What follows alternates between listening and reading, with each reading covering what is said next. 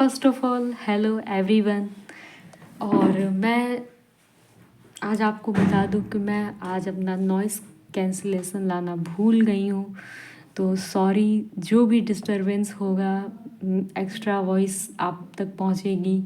और जो भी जिस तरह का हो तो प्लीज़ आज आप मैनेज कर लीजिएगा। आज थोड़ा जल्दी में होने की वजह से मैं नॉइस कैंसलेशन अपना लाना भूल गई हूँ। सो डायरेक्टली वीडियो बन रहा है ये। और एक बात और, मैंने आपको वीडियो स्टार्ट करने से पहले हेलो बोला था। मेरा भी हक बनता है हेलो सुनने का, नहीं बनता है? आपको हेलो बोलना चाहिए, है ना? तो प्लीज़ आप वीडियो देखते हैं तो हेलो मुझे भी बोला कीजिए, मुझे भी अच्छा लगेगा। तो आज हम पढ़ने वाले हैं बेटा idioms and phrases. Idioms and phrases क्या होता है? लोकोक्तियाँ। बहुत सुनी होंगी मम्मी के मुंह से, डेफिनेटली। मम्मी लोग कितनी लोकोक्तियाँ बोलती हैं, बट उनकी हिंदी वाली होती हैं, है ना? और अभी हम क्या पढ़ने जा रहे हैं? इंग्लिश में पढ़ने जा रहे हैं। इंग्लिश में पढ़ने जा रहे हैं हम। अब इसमें क्या है, इडियम्स और फ्रेज के टेस्ट के द्वारा ये जानने की कोशिश की जाती है कि अभ्यर्थी रुझान को सिर्फ किताब पढ़ने में तो नहीं रहा, भाषा में उसने कहानी कविता। ये इडियम और फ्रेज देने का केवल उनका इतना सेंस है कि ऐसा तो नहीं बच्चा केवल अपनी उन्हीं किताबों को पढ़ता रहा है जो उसकी स्कूल में चली हैं। कभी उसने कोई नॉवेल पढ़ी, कभी कोई उसने पोयम पढ़ी, कोई कहानी पढ़ी, वहाँ पर कोई उसका कोई फ्रेजल वर्ड आया या इडियम आया तो क्या उसने उसको नोटिस किया? तो ये गवर्नमेंट या फिर जो भी कॉपी चेक कर रहा है हमारा एग्ज़ामिनर, वो इसकी कोशिश करता है ये जानने की, है ना? इडियम्स यही डिफाइन करने की कोशिश करता है हमको। आई होप कि आपको सब कुछ क्लियर नज़र आ रहा है। और मैं बता दूं आपको कि इडियम्स हमारे पास लगभग 137 है। अल्फ़ाबेटिक फॉर्म में है। ए से स्टार्ट है, बी से स्टार्ट है, सी डी इस तरह से करके अल्फ़ाबेटिक फॉर्म में है। तो ए से ही लगभग 46 के आसपास हैं। आपको शायद नज़र भी आ रहा होगा हल्का सा, 46 के आसपास है। तो हम उतना ही पढ़ेंगे जितना ही हमारी क्षमता है, जितना हम खाना खाते हैं, खा सकते हैं, है ना? जितने में पेट भर जाए। और कोशिश शुरुआत में पहले ये होगी कि मैं आपको ज़्यादा से ज़्यादा पढ़ाऊँ, ठीक है? ताकि आपकी पहले हैबिट बन जाए इडियम्स एंड फ्रेजेस में वर्ड सुनने की। उसके बाद जब आपको मैं सब पढ़ा दूँगी इडियम एंड फ्रेजेस की, बीच बीच में क्लास लगती रहेगी, ये पहली क्लास होगी आपकी। उसके बाद मैं आपको ट्रिम्ड किया हुआ इडियम एंड फ्रेजेस पढ़ाऊँगी। मतलब वो इडियम फ्रेज जो हद से ज़्यादा इम्पॉर्टेंट है, मतलब वो हमें आने ही चाहिए। वो इडियम फ्रेज हमें आने ही चाहिए। अगर वो नहीं आ रहे हैं तो फिर गलत बात है ना? तो ये तो केवल हम इसलिए पढ़ रहे हैं ताकि हम इससे एक बार रूबरू हो सकें कि नहीं ये भी कुछ है, ये भी एग्ज़ाम में आता है। छोटा एग्ज़ाम हो, बड़ा एग्ज़ाम हो, हर एक एग्ज़ाम में ये आता है, इसलिए इसको देखना ज़रूरी है। फिर मैं आपको ट्रिम्ड किया हुआ पढ़ाऊँगी, जिसका एक एक शब्द आपको आपके एग्ज़ाम में मेरा पढ़ाया हुआ कहीं ना कहीं आपको डेफिनेटली मिलेगा। ओके बेटा, तो क्लास को स्टार्ट करते हैं। जैसा कि पहला है ABC। ABC का मतलब क्या होता है? ABC का मतलब बेसिकली आप जानते ही होंगे कि ABC मतलब ABCDEFGH वाला, यही A to Z, है ना? तो बोलते हैं ना कि इनको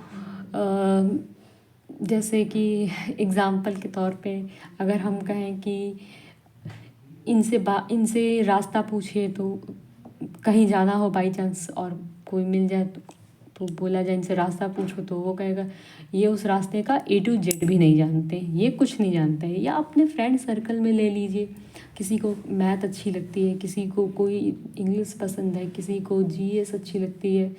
तो अगर GS वाला बच्चा जो है, अगर उससे कहा जाए कि तुम इंग्लिश के बारे में कुछ बता दो, तो वो थोड़ा मुश्किल है कि बता पाएगा, है ना?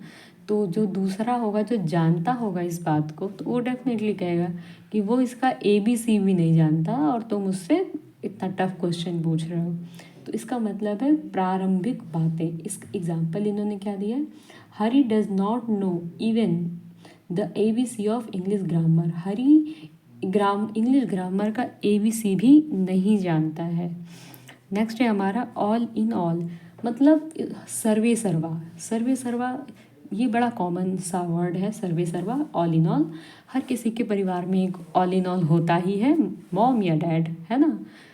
एक होम मिनिस्टर तो होता ही है, किसी एक की चलती है, मम्मी की या पापा की, और जिसकी चलती है बच्चे उसी के फेवर में होते हैं, क्योंकि वो जानते हैं कि इन ये कहेंगे तो हमारा काम होगा, ये मना किए तो नहीं होगा, तो बच्चे भी उनके फेवर में होते हैं, है ना। तो सर्वे सर्वा, ऑल इन ऑल का मतलब सर्वे सर्वा।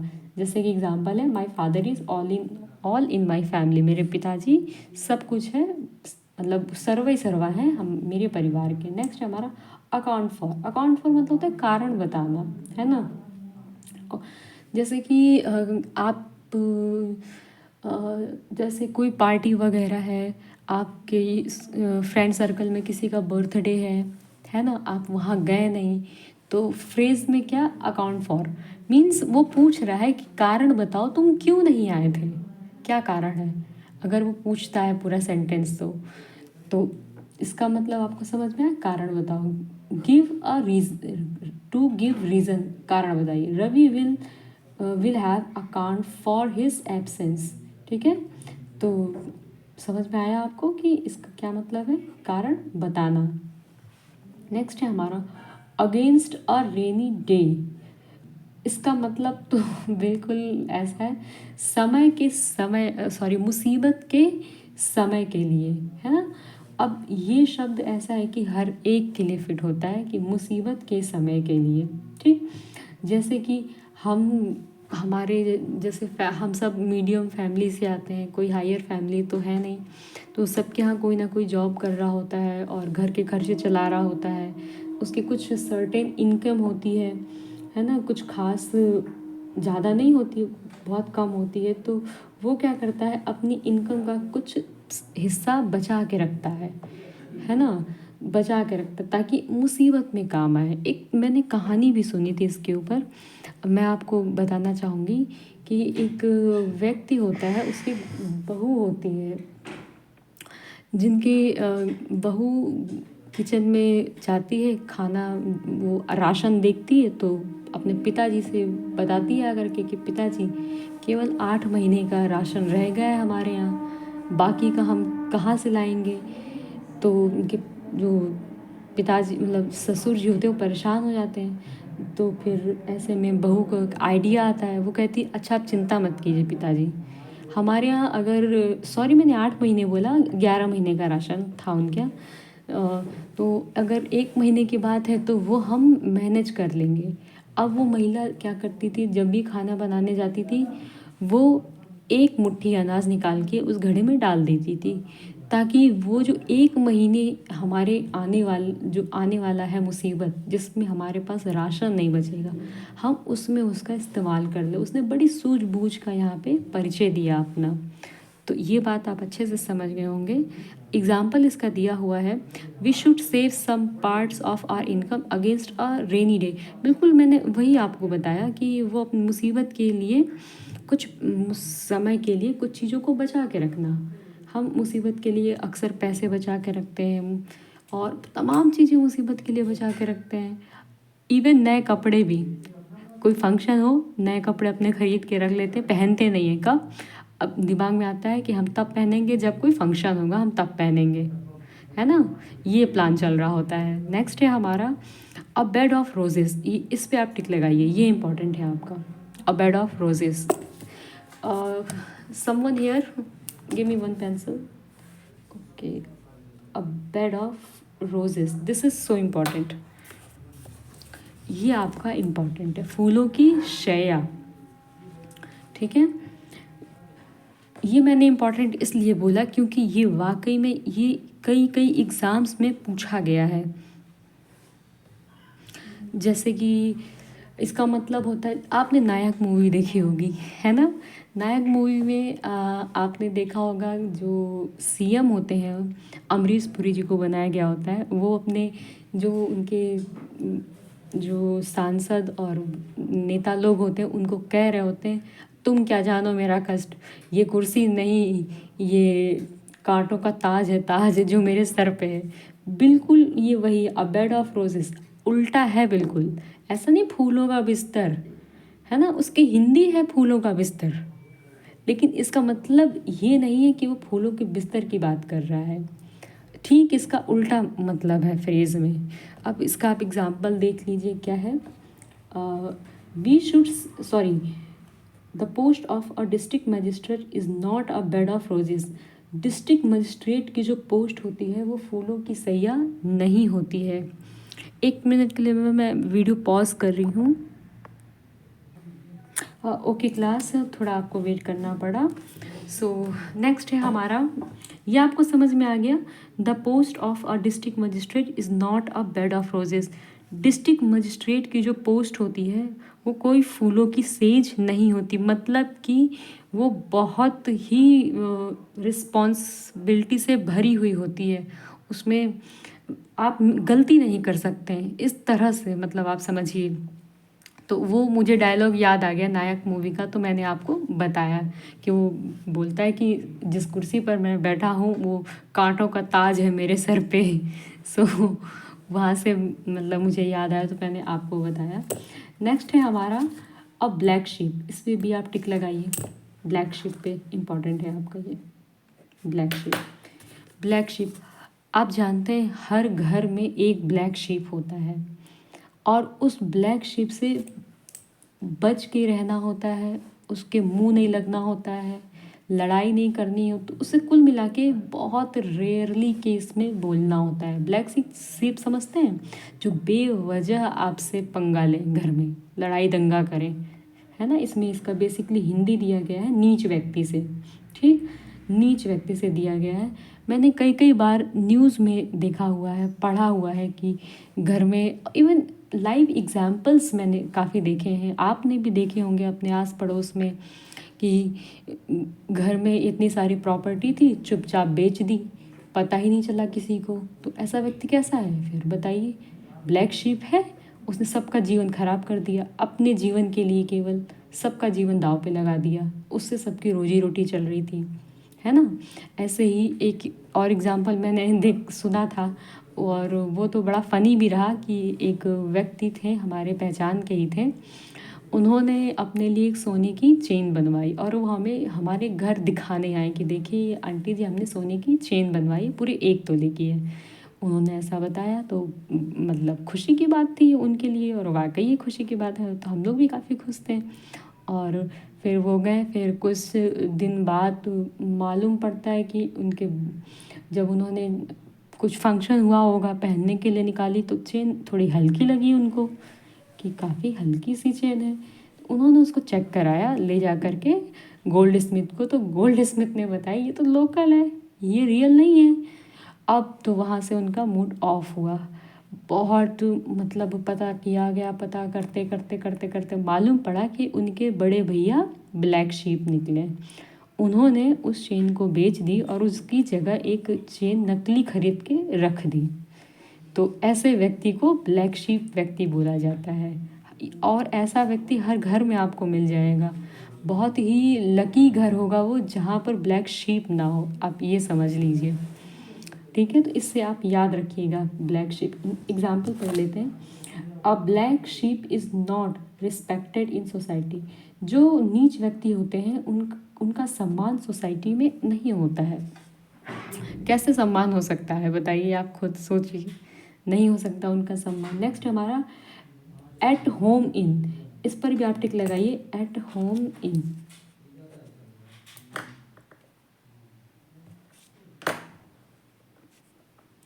एट होम इन का मतलब होता है कि आप किसी काम को बहुत अच्छे से जानते हैं, जैसे हमारी मम्मी खाना बनाना बहुत अच्छे से जानती हैं, है ना। जैसे कि आप हो सकता है किसी सब्जेक्ट को बहुत अच्छे से जानते हो, है ना, किसी काम में निपुण होना एकदम, उसी को कहा जाता है एट होम इन। यानी कि एक्सपर्ट इसमें दिया है, एक्सपर्ट या दक्ष होना। अब एग्जाम्पल क्या है, my friend is at home in English. जो मेरा दोस्त है वो इंग्लिश में क्या है, एक्सपर्ट है। एट होम इन है वो उसमें, बिल्कुल ठीक है। नेक्स्ट है हमारा एट द 11th आवर, टिक लगा लीजिए, मोस्ट इम्पॉर्टेंट, बिल्कुल टिक लगाइए, मोस्ट मोस्ट मोस्ट इम्पॉर्टेंट है, आप इतना समझिए। एट द 11th आवर, अंतिम समय पर, है ना।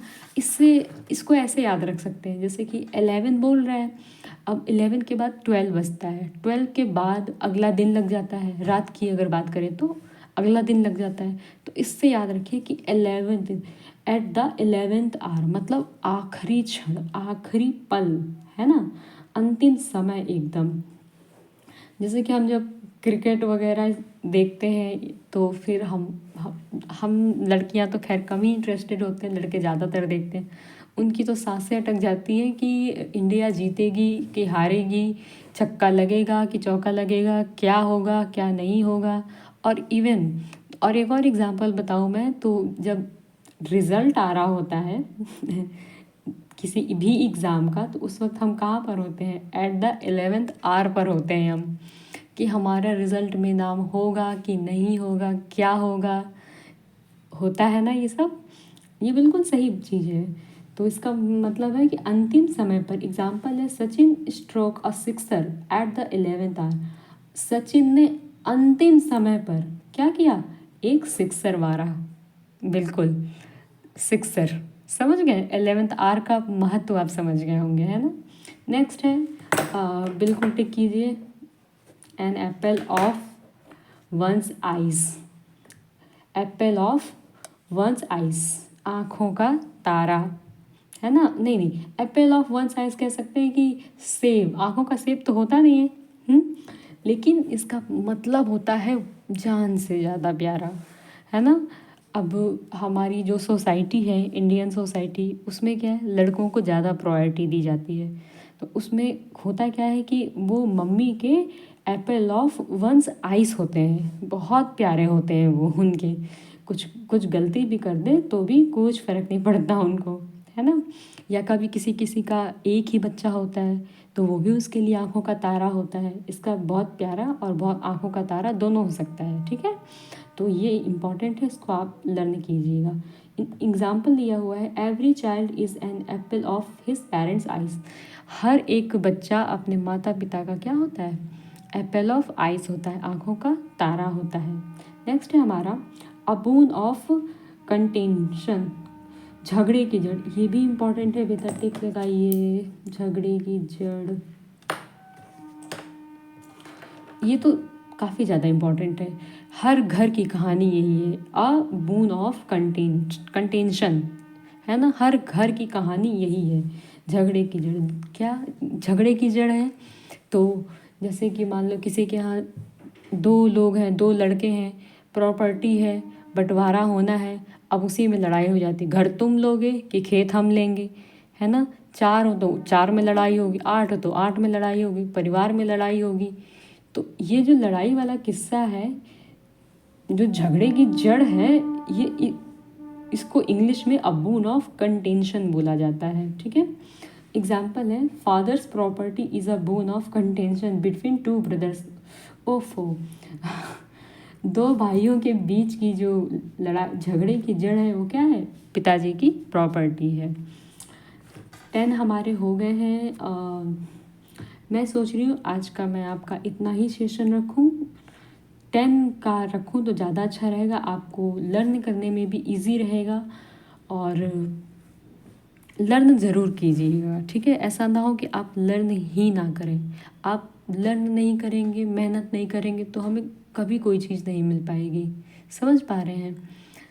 मैं एक आपको इंसिडेंस बताऊं, आप बोर ना हो तो। मैं डॉक्टर के पास गई, मेरा कान थोड़ा सा डिस्टर्ब था, तो वहाँ पर गई, तो वहाँ पर डॉक्टर ने पूछा एजुकेशन क्वालिफ़िकेशन सब कुछ मेरा बताया मैंने। फिर मैंने मेरे डैड भी साथ में थे, उन्होंने कहा मेरी लड़की ने बहुत मेहनत की है, बहुत अच्छे से पढ़ाई की है। तो डॉक्टर ने बिना किसी शॉक्ड हुए, कुछ कुछ नहीं, बड़े आराम से कहा, बिना मेहनत के मिलता क्या है, कुछ मिलता है क्या बिना मेहनत के?